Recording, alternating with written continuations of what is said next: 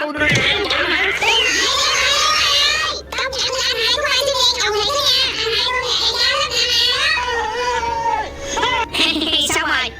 Anh xinh đen ơi, anh có thể cho em làm đệ tử của anh không? Em muốn có một đại ca lạnh lùng như anh. Thôi được rồi, để anh bảo vệ cho em. Dạ em cảm ơn đại ca, bây giờ em về nha đại ca. Ok. Bye